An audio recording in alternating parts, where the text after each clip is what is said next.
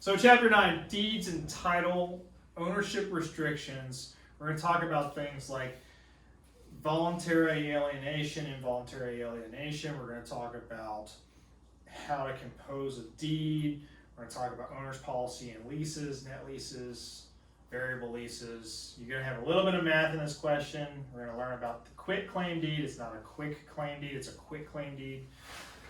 And title insurance. And this chapter is a great chapter when talking to people so that you can explain things to people so you look like you're very smart in business. So it's important as that fact. It's also 7% of your state exam, so it's important to learn.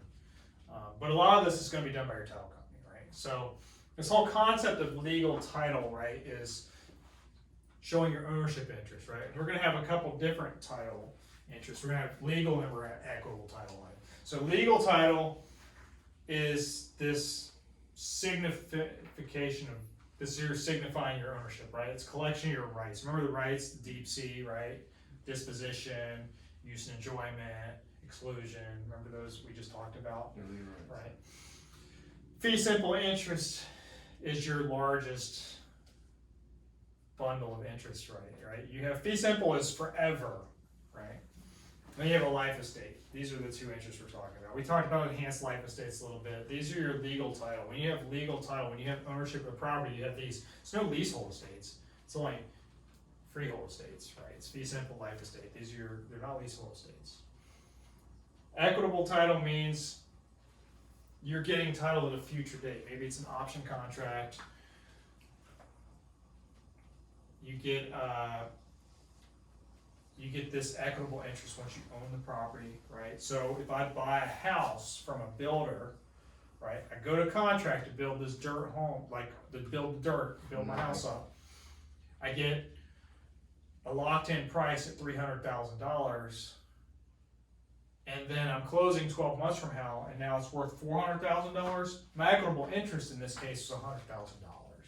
Does that make sense? Mm-hmm. It's easier to understand on the term of new construction than it is existing, because existing construction, you might have 2 weeks of equitable title, right? You might buy a house cash, do a title search, make sure it's clear, close on it, right? Because you don't have a loan. So equitable title is more in depth when you're buying from a builder. It's almost like you have an option contract. What if I'm ever rent to own, right? Well, if I ever rent to own, it's similar, right? I have a leasehold estate, and then I have this right to purchase at a future date, right? So when we purchase option, we put the equity down, we have the right to purchase it, so we have a form of equitable title. Then we actually sign the contract for purchase, then we have a full equitable title at that point, right? So then we're building our equity at that point. In this market, equitable title is not as a big deal because you're not building your equity. Mm-hmm. You're not owning. It's easier to explain that way than to say, oh, well, I go to contract now, 30 days from now we're closing, I have equitable title for 30 days. Well, okay, what does that mean? Well, it's my chance to build up my equity. Right, so here's how we acquire title. So alienation doesn't mean I'm flying to Mars. Alienation means I'm transferring this property, I'm alienating property to give it to somebody else, right? I'm transferring the ownership from one person to another person, transferring this real property. So if I sell a property to you, I'm alienating and now you're taking over, right? It can be voluntary or it can be involuntary. So voluntary means I sign a sales contract and I sell it to you, right? Involuntary means I didn't pay my bills and they foreclosed on me and they took it from me, right? That's the easiest way to explain it. Involuntary means I didn't want to do it, but I did it because I had to, right? Or it's eminent domain, right? They take my property for public use. They're paying me, but I don't really have a choice. I have a choice, but I don't really have a choice. Eventually, they're going to get my property. So let's take it. Let's take the money we can get while we can. Let's voluntarily alienate it so that I get more money. Typically, voluntarily, you're going to make a little bit more money. You're going to come out a little better. Involuntarily, you're probably losing at some point for some reason. Whether it's a deed in lieu of foreclosure, which is still voluntary, but it's foreclosure, right? Maybe you're losing it because you got a divorce and you lost it in a court case. It's a life event. Right? Something could have happened, right? So here's how you transfer it by voluntary alienation. You have a deed, right? Deed is easy, right? We sell the house, we transfer the deed, we sign the deed, we send it over to you, it conveys the legal title. This term conveyance means to move to the next person, right? It conveys, it goes with the property, it moves with them. Conveyance. When somebody says, do the appliances convey, do the ceiling fans convey, do the blinds convey, that means it's going, is it transferring with you, right? Transfer is legal title. Substitute convey for transfer. Then we have this thing called a will. Everybody says, well, I did a will, right? Well, will doesn't stop you from doing probate, right? If you die testate, that means you die with a will, right? A person who leaves a will is called a testator or testatrix. Testatrix is female, testator is male. This is a person who leaves a will and real property transferred to the devisee. The devisee is who's been named in the will, right? Doesn't mean you can't go to probate, right? Remember, when you have a will, it doesn't mean anything. When you do life estates, you don't go to probate. So it passes that. So it passes that. You don't have these inheritance taxes. You don't have to worry about all sorts of stuff. Wills are good for a lot of things. Wills are not good for property, in my opinion. Of course, I'm not a lawyer, so always ask a lawyer. Right. So here's your involuntarily alienation of property. Right. Descent occurs. Descent means you've passed away and don't have a will. Right. Now I have to go to court. I have to go to probate. We die intestate. Right. Your dying testate means you have a will. So the opposite of that, when you put in front of it, it's descending to your heirs through the legal process, the legal books, right? Heirs says it goes to your parents first, your kids second, and then their kids, and so on and so forth, right? Siblings, whoever is left, right? Escheat means, I say escheat, okay? The word is pronounced eschiat. But I say escheat because it's easier to think about it this way, right? So I want you to pronounce it wrong, but understand the right way to do it. So, escheat means somebody's cheating you out of the property, right? Provides the government to take the property of the owner who dies that has no heirs. So because you don't have any heirs, the government's cheating you out of the process. They're taking your property, right? That's why we say it's cheat. The term is pronounced eschiat, but I like to say cheat so you can remember it, right? Adverse possession means somebody has squatted on your property for a certain time period and then they sleep on the owner's rights. There's a video on YouTube where a 20-year-old moved into a $2 million mansion, turned on the electric, turned on the water, lived in the property. If you own it for 7 years, you adverse possess it for 7 years, you get that property if you're paying the tax and everything else. Now, it's not going to happen to normal people because it's going to foreclose if there's a mortgage on it. Owners are going to kick you out if they own the property.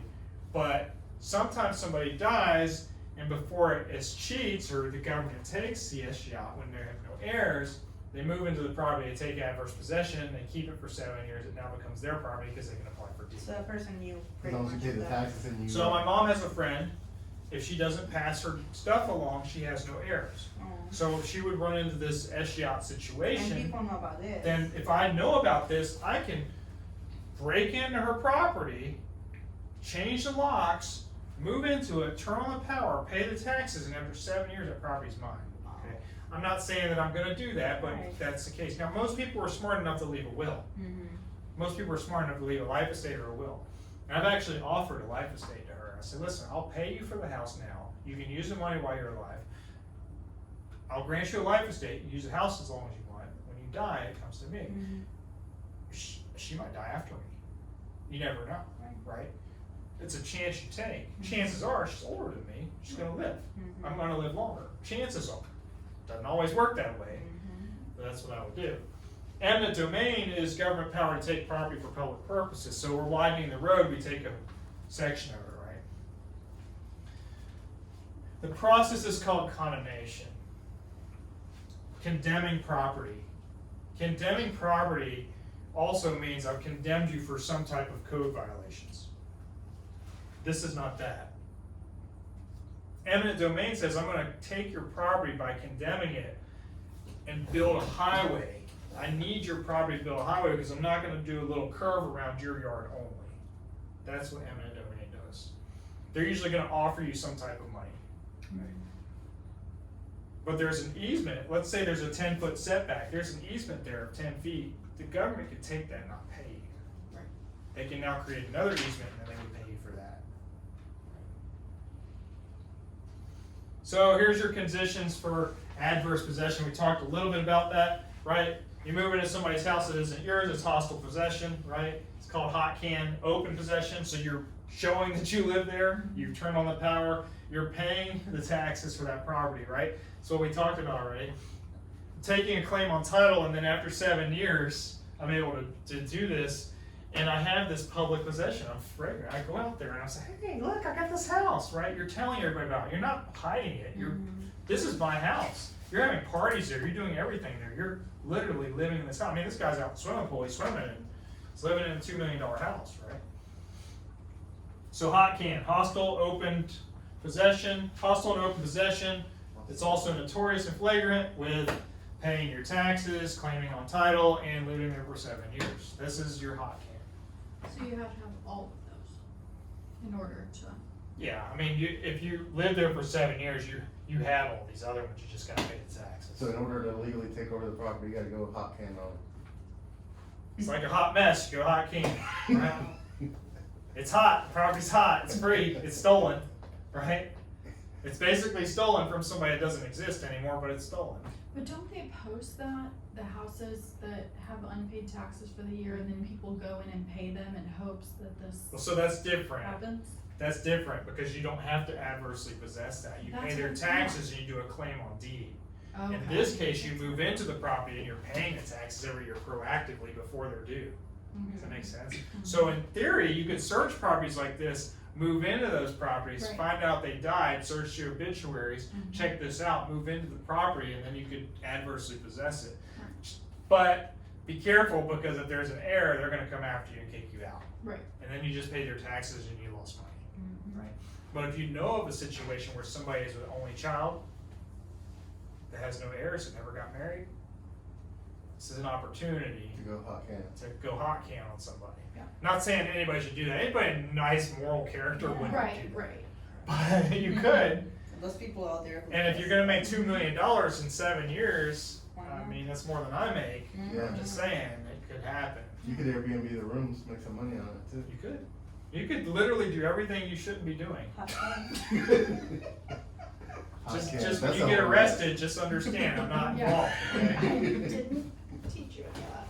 I didn't teach you that in real estate school. It's on YouTube, but I didn't teach you that in real estate It's school, a hot can strategy. right?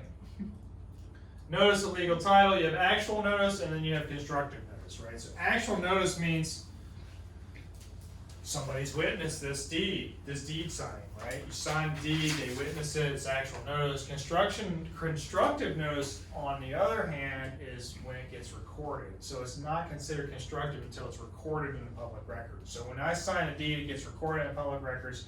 Go on coj.net, look up Duval County, you find Duval County Cool. public records, and you Public see my records. deed for my house. It's all public records. Acknowledge it means it's declared in front of a notary public by some grantor that this signing is a free act, right? We have to say that this is done on my own free will. I don't have a gun in my head while I'm signing the deed over, right? Notary signs off on that. That's why it has to be notarized. That's why our clothing agents are notaries. Then we have this protection of your title, right? You want to buy a house that doesn't have clouds. They call it clouds. Nobody likes a rainy day with lightning coming down on top of your house, right? You don't want your house under clouds the whole life. I mean, people who live in Seattle might, right, because it's cloudy all the time. But you don't want a cloud over your head in the sunshine state every day, right? So these clouds on title, how do we get rid of these clouds on title? Well, first of all, we check the chain of title, right? We do this abstract. We search recorded documents. It's basically this condensed history of what's going on, right? We have mortgage that was done here, we did a second mortgage here, we had construction lien, whatever the case is, we're checking for all these liens, and then this attorney or this title agent does this, they look at this abstract and say, okay, is the title clear, right? They give you this opinion of title. All this stuff costs money, right? cause we're hiring people. Is the title marketable or is it not? It's not guaranteed. No, it's never guaranteed, right? Because I actually had a clear title, and when I went to sell the property 4 years later, they said, hey, you have unpaid taxes that are 10 years old. Okay. Well, we didn't know about that. So they did a research. So they did research, they found it, I got it. So what I did was I claimed on title insurance. So we're gonna talk about title insurance next. It's nice how the stories always fall in line because they fall in line with the slides, right? And I've experienced 90% of what's happening on the slides in my career. So trust me, you're gonna see this stuff, and this is why we teach it. So a contract, what happens is there's two types of title insurance. There's owner's title insurance and then there's lender title insurance. We're gonna go over those in a second, but here's the thing, Florida doesn't require title insurance. However, in order to sell your house, you have to have clear title. In order to have clear title, you wanna give insurance to somebody else. So the owner buys an insurance policy for the seller, for the buyer, right? Contract protects the policyholder, just like any other insurance, you're insuring your title, right? Just like you insure your car, just like you insure your life. You do whatever things you can to protect yourself in the event that something unfortunate happens. They do this thing called a municipal lien search to determine if there's unrecorded special assessments. Some states do, some areas do utility liens. They do nuisance liens if you didn't cut your grass for 6 months, if somebody fell on your property and sued you. All these things can be municipality liens or civil liens, right? Some type of civil liens, unpaid waste fees. Jacksonville doesn't do those. Jacksonville utilities don't lien, they just turn your power off or your electric, your water off. They don't lien for your trash, they don't do all this stuff. But they do liens if somebody had a code violation or something like Leave that. a car parked for too long, it's, So municipal liens in Jacksonville typically don't come up with anything. They do have them every once in a while, something comes up. Either way, you should be doing a municipal lien search, right? It just protects the person. And they're $85 to $110, maybe $200, depends on the county. Most of them are $85 to $110. Two types of title insurance. We just talked about one, owner's policy. The owner buys the policy for the buyer. Owner buys the policy for the buyer. Now, I didn't know. that's in North Florida standard practice. The rest of the state, the buyer buys the owner's policy. Okay. But in North Florida, we do it this way. Typically, the person who picks the closing agent will pay for the owner's policy. Issued for the purchase price and protects the new owner and the owner's heirs. It's not transferable and there's a one-time premium. Anytime you sell a property, you have this one-time premium. The premium is $5 per thousand. So if you have a $100,000 house, it's $500. Now, there's a $75 fee on the first $100,000, so it's $575 for the first $100 or first $100,000, and after everything else, it's $5. So $200,000 house is $1,075. It's always $5 per thousand plus $75. It's the easiest way to remember. There's something called reissue credit, we'll talk about it later, but that's the first part of it. The lender's policy You have to have it to the mortgage. insures the lender for the mortgage amount. So you put 20% down on a $500,000 house, this policy is $400,000, right? It protects the lender against title defects. The lender's gonna require it because they're not gonna give you a loan without insuring their interest, right? It is transferable. Why? Because people refinance from Chase to Wells Fargo. They need to have it. It protects the lender up to the current outstanding loan balance. If you pay the mortgage down, this goes away. Most lenders require a condition of making a loan, and there's a one-time premium. Here's how it works. You have a $200,000 house. Title insurance. I'm just gonna call it owner's title insurance. I'm gonna call it OTI something else, so we're not gonna talk about OTI right now. Owner's policy is $1,075. Lender's policy, 20% down. 20% of 200 is 40,000, it's 160. This policy is $800. Okay, it's $800 plus 75, right? 875 you gotta add the Yeah, 75. But you're buying both of these together, right? So you're actually gonna get this thing, instead of getting a lender's policy, you're gonna get a simultaneous issue policy. I call it simo issue policy, which is just a simultaneous policy on this, but because you're buying an owner's policy, they're not gonna charge you $875 for that, they're gonna charge you $200. So you combine both. So you combine it, you buy this one and you buy this one, so your total for $1,950 is actually $1,275. So sooner discount. So you get the discount on the second one because you're already insuring it once, right? Does that make sense?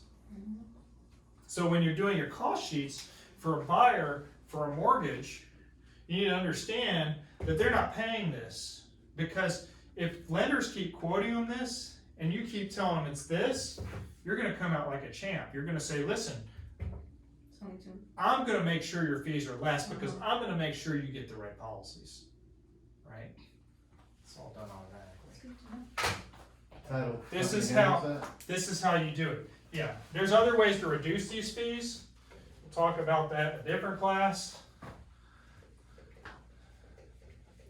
Because it's not part of the class for the state, and I don't want you to get confused, right? Giving opinions on title, what are we not? Remember we talked about staying in your lane? Do we remember that? Yes. I'm not an attorney. I've said that multiple times, I'm not an attorney. Licensees are not qualified to give an opinion on title. We're not qualified. I can read, yes, but that is not my place. Stay in your lane. Don't give opinions on title. It looks okay to me, however, you really need to consult an attorney to review it so that we understand what we're looking at. And that's what we're paying for one, so. Licensees must advise attorneys to contact, or buyers to contact an attorney or title company to determine the condition of seller's title. Right? This is not our job, this is an attorney's job. So when people ask you questions, well, the roof doesn't look like it's leaking to me, however, we really need to get somebody to come in that's professional, take a look at it, let's hire a home inspector. Right? We want to pass that on to the professional that is licensed to do that. Florida law requires with questions of title, licensees must first obtain an opinion from an attorney before quoting the opinion that title is good. Is the title good? Well, you know, in my experience it looks okay, but we have to have the opinion from the attorney before I can render that title good, right? We have to make sure that we are displacing our opinion for the professional's opinion. I can tell you what a property's worth. I'm not an appraiser, but I do appraise property. Right? I don't do appraisals, but I do appraise property. Remember that, right? Conforms to USPAP, non-federal related transaction. Same thing here. I can tell you if a title looks good, but I can't legally tell you that until an attorney's review, right? That's how it works. So the answer is don't give opinion title. So if there's a question on there that talks about giving opinion title, you say we're not allowed to. Talk to you later. Talk to you later after we talk to an attorney, right? What's the deed? So the deed's the actual instrument. When we talk about instrument, this is the piece of paper, right? There's a mortgage and then there's a note, right? The note says I'm gonna pay you back. That's the instrument saying I'm gonna pay you back. The mortgage says if you don't pay, you don't stay. I'm gonna take your property, right? You pay, you stay. You don't, you won't. That's the mortgage. The mortgage is what you foreclose with, right? When people say I'm paying my mortgage. No, you're paying your note. You're not paying the mortgage, you're paying your note. Written instrument conveys legal title. So the deed, we sign the deed to convey the title. We're transferring the title through this deed, right? Instrument of conveyance, instrument of transfer. Right? Change that word convey to transfer. Two parties on a deed. There's a grantor, there's a grantee. The grantor is the owner. Grantor starts with, there's an O here. O, owner gives, right? Owner giving. Grantee, grantee, Grantee, grantee, Taking over. has two E's in it. Receive has three E's in it. Or receiving, sorry.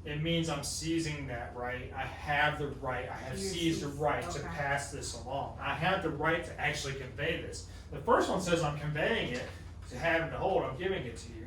The second one says I have the right to do that, right? So that's gonna be number 7, right next to habendum. And then at the very bottom, we're gonna warranty forever, number 8, which is not on the slide. Warranting this forever, right? Once I give it to you, I'm giving it to you for an indefinite time. I'm giving you a fee simple estate, right? It says here, and said land is free of encumbrances except for taxes subsequent to the date, blah, blah, blah, right? It's always December 31st because we pay taxes from January 1st to December 31st, right? It doesn't matter what your closing date is, we always pay that time So it's period, right? December 31st. Of the previous year, The year. right? Because you're prorating it for the rest of the year, right, the next year.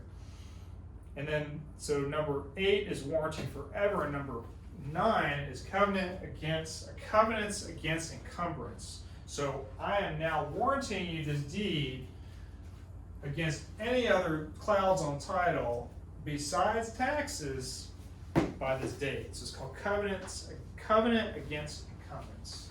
And encumbrance is ENCUMBENTS. Number 10 is signatures. So 8 and 9 are not on the slide behind me.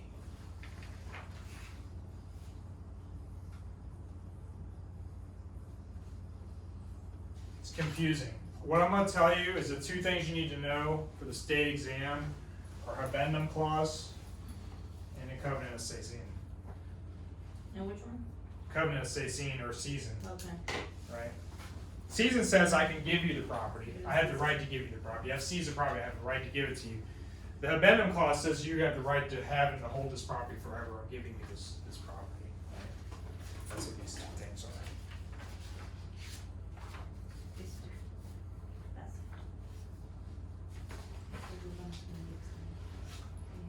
Yes. Signature of competent grantor and 2 witnesses. Competent. Competent means I have mental capacity to do this. Right? Doesn't mean I'm smart. It means I have mental capacity to do this.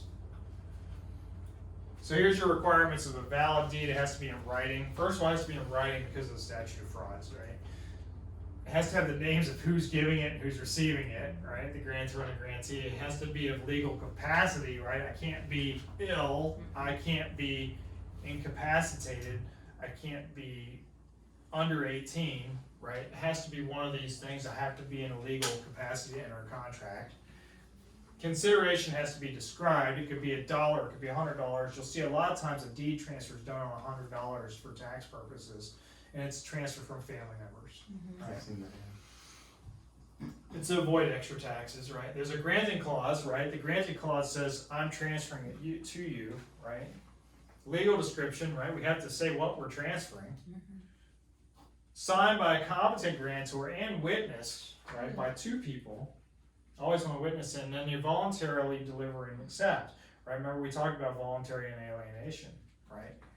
We don't want to, if it's involuntary, then they're taking it via mortgage instrument, it's different. Or some other reason, eminent domain, for example, right?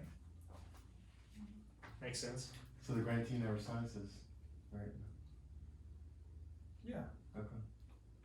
Signed by competent. Yeah, but somebody, Or into your witness. grantor is receiving it, remember? So here's your types of deeds, right? Types of deeds. Quit claim deed, not quick, not quick, not quick. Quick. It's not quick, it's not quick. Everybody says quick. I always hear Because they quick. wanna say it quickly, you know, they wanna say it quick. It's quit, quit claim deed, Mm. quit claim deed. Quit claim deed, this is the most misrepresented deed in the real estate business. And it's, everybody says, well, I'll just quit claim you off my deed. No, you can't quit claim anybody off anybody's deed. The quit claim has to be done by the person giving up the interest. I can't quit claim you off my deed. You have to quit claim you off my deed. Okay, that's how it works. Grantor releases interest. The person giving the interest has to give it away. Grantor does not warrant title. This is no protection. It's a lease protection. In the book I put provides lease protection next to the paragraph, provides lease protection. Lease protection and guarantee, granting clause only, I'm giving it to you. It does not do anything except for clear the cloud on title. Right? These words are used, remise, release, and quitclaim. I would never take a property on a quitclaim deed unless I knew the person and I knew there was no other liens. So quitclaim deed provides Quitclaim lease deeds is protection. no protection, provides lease protection. The way it's gonna be written on a test is, this type of deed gives you the lease protection, and the answers are gonna be general warranty deed, special warranty deed, bargain and sale deed, or quitclaim deed. Quitclaim deed, And you okay. answer quitclaim deed, right? Lease protection. Most protections on the opposite is general warranty deed. So in the book, it goes from least to most.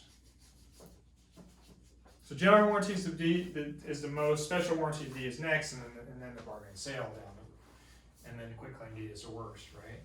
The second one's bargain and sale deed, and what you're gonna see is there's less clauses, right? So the first one only has a granting clause, right? It doesn't have the addendum clause, it doesn't have all that stuff, right? The next one, bargain and sale deed, granting, addendum, and seizing clauses. Okay, it's got those three, right? Grantor doesn't promise to defend title. We're not gonna warrant the title. We're not gonna say it's good. We're not gonna give you some type of warranty on it, right? Conveyance, that all title has, but does not protect guarantee clouds from claims, right? We're not protecting you from that, right? This is a type deed you get when you file for a tax deed, when somebody forecloses. We're taking it involuntarily, right? This is a bargain sale deed. So you're gonna only see these typically in tax deals. You can foreclose too. I can foreclose on you. If I put a lien on your property, right? You're behind on your HOA dues. I buy you out of your HOA file. In the process, I'm loaning you $20,000. I'm leaning on your property. That's legal because you've signed this to lien your property. It's a mortgage, right? I've taken out a mortgage. I've literally given you a mortgage. You sign the mortgage, and I've given you a note, and you sign the note to pay me back. Now I can go foreclose on your property if you don't pay me. Right? That's when we would use the bargain sale deed to take the property. You haven't sold or no? I bought somebody out of a foreclosure a couple of years ago. Yeah, on a 1-year balloon note. You can do it, and it was a situation where they were gonna foreclose in 5 days and auction his property off.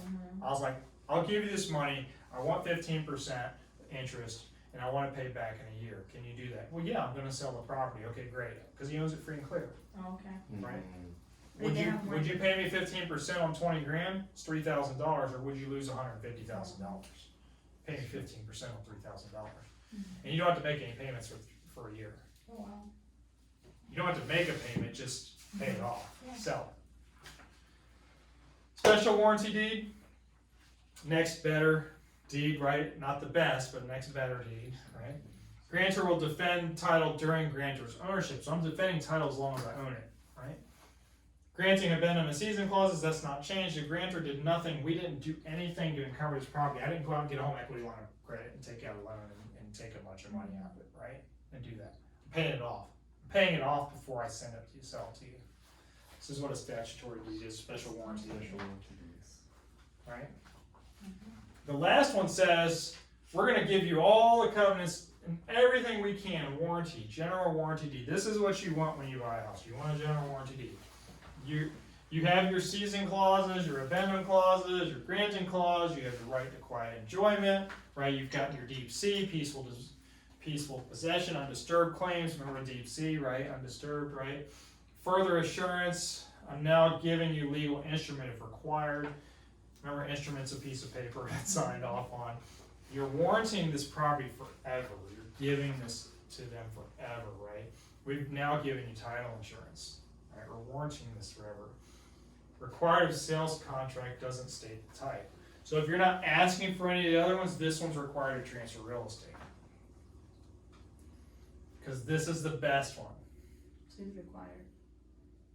But if I buy something cash, I don't have to get title insurance, it's not required in Florida, so I can get a different deed, I can get a bargain sale deed, well, I don't wanna do that, I can get a quitclaim deed, I don't wanna do that. Why would you do that? Why would you not protect yourself if you're buying a house? Get a general warranty deed, be done with it. So you only get quiet enjoyment if you get the general warranty too. This is why you want it, you want your deep sea rights, right? Then we have these special purpose deeds, you're gonna see these in like estate planning, estate settlement, stuff like that. Personal representation, why? Because somebody passed away, I've been appointed by the court or by the will, right? To settle an estate of a deed, a deceased person, I'm dealing with 3 properties right now that people passed away, okay? Guardian's deed, we're acting on behalf of a minor, I'm selling it for my kids. Just for example, committee's deed, when somebody's legally incompetent, right? I inherited the property, I'm mentally handicapped, I can't sell the house, I don't know how. This is a special committee's deed. Tax deed is when you're sold for back taxes, right? So people confuse tax deed and tax certificates. You can't get a tax deed without getting the tax certificates. You have to buy the certificates and then you foreclose. Basically, when they don't pay for those, then you file for a tax deed. Usually it's about 4 years. So you're buying all the back taxes. The problem is I buy back taxes for year 1, you buy back taxes for year 2, somebody else buys taxes for year 3. So Next one, who's so gonna we get have to file for that. We have to fight for for the it. whole? Oh God. And you might have to pay the other people off to get that. Mm. So with a tax certificate, you're gonna get your money. It's a great investment if you're buying tax certificates because you're gonna get more than standard rate, interest rates. Typically, you're gonna get somewhere between 12 and 18% on your money, which is much better than what you get in a bank. For sure. But you could wait 4 years. It's like buying a long-term CD on a higher interest rate. As long as no other people are. As long as no other parties have bought other years. Well, you still get the money. But you get your money You're back. gonna get your money no matter what. The Including- worst case scenario on a tax deed or a tax certificate is you get your interest. Got You it. get your money. Worst plus case your scenario, you interest. get paid. your- Worst case scenario. Best case scenario, you get the property. Nice. So if you have money to sit on, it's a great investment. Got it. So here's your government restrictions when it comes to ownership, right? Police power, right? Police power means I have to comply with zoning ordinance, building codes, health ordinances, stuff like that. I can't have a house full of rats, for example, right? Broadest power of government limits property's ownership rights. I can't own a residential house and put a restaurant in there, right? Unless it's zoned commercial Right. residential, right? Eminent domain means what? I'm taking that public property or private property for public use, but we're also giving you just compensation. When we say the word just compensation means I'm giving you a market value, a fair market value, right? How do we take this? We call it condemnation. I hate using that word, but it's condemning the property, right? Taxation, property tax is a primary basis for local taxation. So we have police power, eminent domain, and taxation, right? Because this is a way you can lose your property.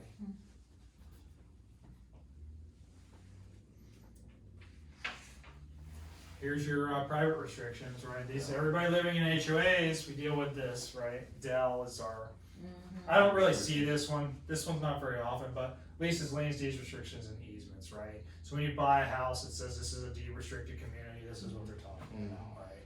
Easements mean I have to be able to use the lakes in a neighborhood, I have an easement, right? It's an easement by prescription, we're going through there. We're gonna talk about different types of easements. Leases and liens, land leases, real leases, liens, what am I doing? I'm putting some lien on the property, right? These are your restrictions to ownership that you're signing off on. It's not government related, this is your voluntarily entering, right? Deed restrictions are private placements, private restrictions on a deed. They affect the use of property in one particular property. It's not affecting everybody's property, it's yours, right? Unlike deed restrictions, restricted covenants are recorded by development, we affect all properties in the subdivision. So this is a single property, and then there's restrictive covenants for the neighborhood. But it's easier to explain the whole thing as being like covenants and restriction, but it's only one property versus a whole subdivision. Does that make sense? So the neighborhood says, you can't solicit, right? That's a restriction, right? Right? You can't solicit, but if I let you solicit my property, I'm okay. I just don't want you to solicit your like, that's, The whole neighborhood or right, whatever. so the neighborhood makes that rule, but I can make one rule for my property. Maybe I'm in a neighborhood that doesn't have the deed restrictions, but I put a no solicitation sign on there, Right. that's my property, right? I see that sometimes too. Mhm. I don't know anybody that knocks doors anymore, but They do. people do. Mhm. I don't. I'm not getting shot. I was gonna say. I've knocked on doors. I've done it, but I'm not doing it because I don't have to anymore, right? I've done it. When I first started my career, I knocked doors all the time in the afternoons, right? It's annoying. It's annoying to those people. Yeah. Trust me, it's annoying. Right to use a portion of owner's property land for a specific landed person. We talked about easements. There's usually a setback. There's an easement, utility easement.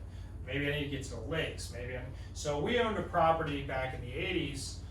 My parents did, where there was an easement. So our yard was fenced, it had a privacy fence, but 6 feet of the backyard was an easement because there was a drainage ditch. So the utility people said, that's fine if you put a fence up because you have a dog or whatever, but if we need to get in your property, always leave your fence unlocked so we can go through it, otherwise we have the legal right to take your fence Because they down. have the right. Right, because we have an easement. Wow. Right? Do we have We easement? never had them take the fence down. You have an easement on your lake. Right? If you were to block that off, they would have the right to take it down. Because the lake, the HOA owns It would be like a So 5 foot easement doesn't, depends on where You you're gotta look at the It could be plan. 10. Usually in Florida, it's 10. Hmm. Now, the setback for the house is different. There's a 22-foot setback in a lot of Duval County. So the doesn't convey ownership. It doesn't convey their possession. They don't keep the property, right? It's just that they get to use the property. You get to keep the property, but they have the right to use it. If you have utilities running through your yard, JEA can come out and dig up your yard.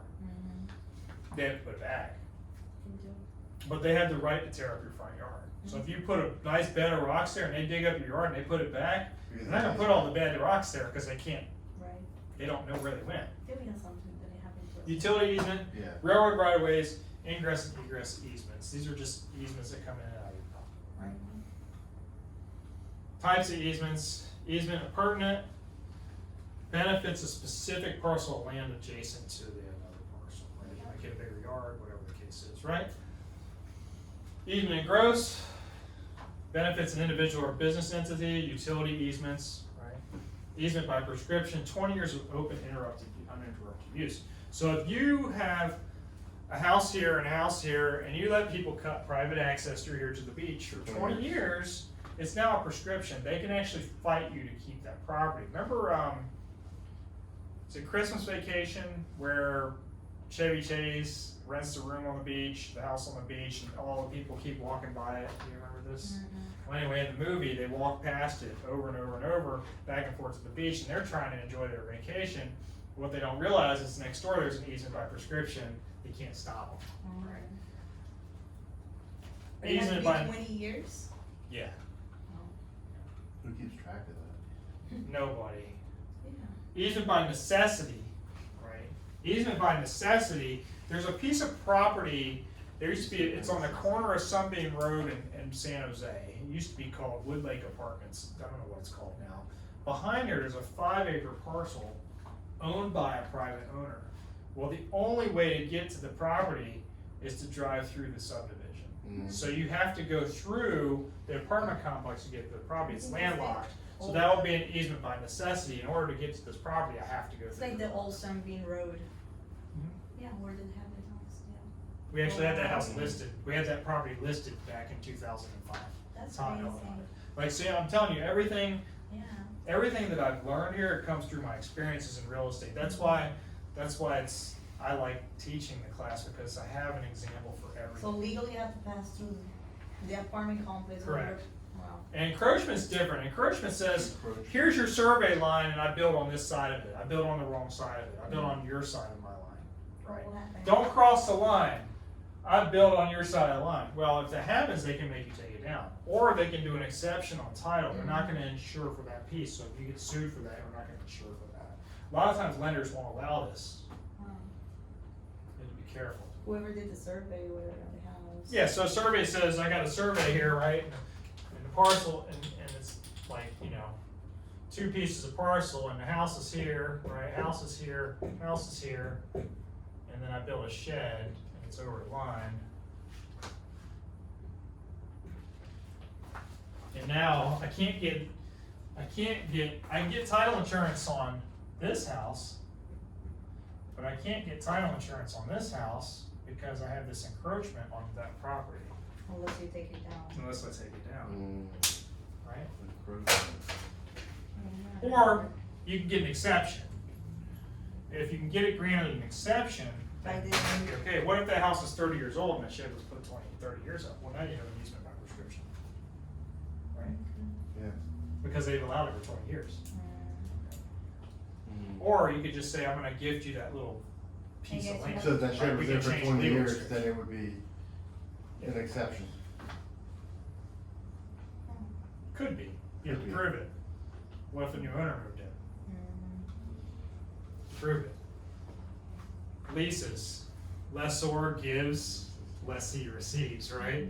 Lessor is the apartment complex, lessee is the tenant, right? We're getting that, right? Receiving. Doesn't transfer the ownership interest, it transfers the rights to use the property, right? Leases are more than 1 year, must be in writing to be enforceable. You cannot do anything more than a year without writing. Signed by lessor, lessee, and 2 witnesses if it's more than a year. So if it's more than a year, you have to have witnesses on that lease. Licensees, and this is important, preparing a lease is a practice of law in the state of Florida. Licensees are not allowed to use anything unless it is approved by the Supreme Court. What I'm gonna tell you is, don't fill out leases for people. Have an attorney prepare it or have the owner prepare it. Don't touch it. Because the owner can do anything themselves without a license, right, their own property. Right. Lawyers, this is a lawyer's job. Don't create leases for people. You can use a fill in the blank lease. I wouldn't do it. I would stay away from it. Get a lawyer and do it. Charge an attorney prep fee, $100, $200, be done with it. Move on. That way you don't get in trouble as a licensee. But if the question asks, licensees may use fill in the blank forms only. It has to be approved by who? Florida Supreme Court. Florida Supreme Court. Wow. We have all these different types of leases, right? We have gross lease where we're paying a fixed rent. So if you have an apartment complex, you pay a fixed rent, right? Net lease says I'm paying fixed rent plus some type of operating expenses. So you hear the term triple net lease. You ever heard the term triple heard net about lease? that. So triple net lease, I'm paying water, electric, taxes, and the lease. For example, 3 nets, right? I'm paying 3 different things. You can have a 5 net lease where you're paying cable and something 5 else different too, items. right? Could be anything, right? Most of the time you're a triple net lease, water, electric, and something else, right? Percentage lease means I'm paying a percentage of lease based on my sales, so it's usually used for like a store, right? I'll pay you $1,000, but if I have $1 million in sales, I'll pay you $1,800, right? There's a percentage paid of that. Variable lease means I pay $1,000 today. I'm gonna do a 5-year lease. Next year I pay $1,200. So The you following can year I pay increase $1,500. The following year I pay You $1,800. can increase it with time, Right. okay, in that Right, period. it's a variable lease. And then a ground lease is a long-term land lease. So I'm building a strip mall, right? I'm leasing the land and you build the building. I wouldn't do that. Cause then you might lose a building. Yeah, so what would be an example of a ground long-term lease? Commercial. Would that be like a mall Commercial, or some something? type of commercial, like a strip mall, a gas And they station. would lease it from the county or from whom? Whoever owns it. Whomever? Who Okay. owns the land? Whoever owns the land. So then we have this thing called assignment of lease and subleasing, right? Well, an assignment is exactly right there. The lessee assigns it to another person. It's called a sublease, right? Your lessee assigning a lease to somebody gets them out of the obligation, right? But a sublease is a way to sublet. You sublet means I'm having somebody else live in there for me. They're gonna pay me, I'm gonna pay the lease. I'm gonna keep the lease. Assignment, I'm transferring the rights to them. Sublease is, I'm letting them live there, but I'm still responsible for that lease. Now, most apartment complexes aren't gonna allow these, right? Tenant assigns a portion of leased property, tenant assigns all the property for less than the remaining term of the lease. Don't get into that. Don't do any of that stuff. Just know what it is. Liens, then there's liens on property, right? So liens are what? You put some type of encumbrance on property, right? Right to have a debt satisfied, there's a lien holder. the lienor, and then there's the lienee. Don't talk about lienor and lienee. It's gonna be lien holder and then whoever owns the property, right? Lien holder is the bank, right? A lien holder can lien on your property, they're leaning on your property with an interest instrument, right? Their mortgage, and then they're gonna sell your house if you don't pay it, right? Liens are recorded in public record. What is that called? Recording in public record is called constructive notice. Actual notice is when you do it. Liens are encumbrances. They're encumbrances on title, right? This includes deed restrictions, easements. So when you get title, you're gonna have like a chain, and there's gonna be like 12 things on there. It's gonna say this, and you have to figure it out. But the biggest one is gonna be your mortgage. Which one applies to? I saw a property with like 19 liens on it before, Wow. so Yeah. when I was in mortgage. And it was a Massachusetts property, and in Massachusetts, you have to have 4 different things signed off on. It's ugly. Holy cow. So then there's involuntary and voluntary liens, right? Voluntary lien will be something like a mortgage, right? A vendor's lien, right? You're paying somebody. A vendor is a construction person, right? It's not a construction lien, but it's somebody. Let's say I hired a solar panel company, right? And they put a lien on my property, right? It's a vendor, right? Or mechanic lien. Right. Involuntary judgments, tax liens, and construction liens. So you didn't want to put a construction lien on there. You just didn't pay your roofer, something like that. Tax liens if you don't pay your taxes. Construction liens would be mechanic liens. Judgments what? Judgments when you didn't pay your credit card? Somebody sued you? Yeah. It's a company. You got sued civilly and put a lien on your property? Remember, homesteaded properties, a lot of that stuff can't be put on your homestead, right? We get a water real quick. General liens are not restricted So hungry. to one property. General liens follow you from one property to the next. You sell your house, you go to the next one, they follow you, Oh, they do. right? General liens follow you. Judgment liens will follow you. So if you don't homestead your next house, if you don't homestead your next house, they're gonna get you for that same lien, right? Wow. They're gonna get their money at some point because you're gonna mess up. Judgment liens expire after 10 years in the state of Florida, so they have to renew it. If they don't renew it, you can get out of it. I actually had a judgment. It was 11 years old when I sold my last house, and they dismissed it, right? It was a bad lien.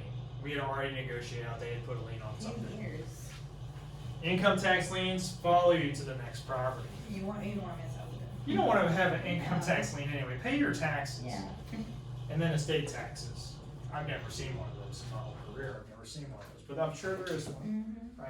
Specific liens that go to a specific property will be your special assessments, your mortgages, your vendors, your mechanics liens right there. See, it says mechanics liens right here, and then property taxes. Property taxes are specific. They're not going to follow you to somebody else's property. So we follow you this time. Then we have superior liens and inferior liens, right? Or superior liens and junior liens, right? Superior liens are these items: property taxes, special assessments, and federal tax liens, okay? State taxes. Junior liens are done by recording date. Now, we're gonna go over which liens take priority and how to prioritize them on the board, but superior liens always take priority. So even if you had this lien, a junior lien, let's say a construction lien on May of 2020, let's just say, and then we get a property tax lien on January 1st of 2021, property tax lien gets paid first in the event of a seizure of property, because it's superior. Superior liens always get paid first. Junior liens are property set by recording date. You have mortgage liens, judgment liens, vendors liens, IRS tax liens. Everybody thinks IRS tax liens are senior liens. No, they're junior liens. Really? And mortgage liens don't take precedence over property taxes. Property taxes get paid first. Wow. Why do you think there's an escrow account? So mortgagor, They get the mortgagor makes sure, or the mortgagee makes sure Taxes are paid. that the taxes are paid so they can foreclose and take your property. Wow. That's why they do it. Construction liens have the exception to this date priority rule, so here's the thing, it's retroactive to the date the work was performed, because a lien can come way after because you didn't pay it. But if I did the work in February and I didn't complete it till October, and you didn't pay me in October, I put a lien in November, we go all the way back retroactive to February, because that's when I started the work, that's when I actually created the situation for the lien, right? Priority of liens can be changed with this thing called a subordination agreement. So if you get a refinance and you have a first mortgage and you have a home equity line of credit, first mortgage is first, home equity line is second. If you pay off the first mortgage and you have an open equity line, that equity line goes to first position because you're refinancing it, right? Well, the refinancing company doesn't want to be in second position because of what they can claim. So what they do is they ask you to do this thing called a subordination agreement to put the HELOC back to second and put them at first. I remember. A lot of banks won't do it. But in the event of, in a HELOC situation with no balance, they will, you know. But they can stop you from refinancing your house. We're not even gonna talk about land trusts, but that's another thing that can mess up your refinancing. And that is it for this chapter.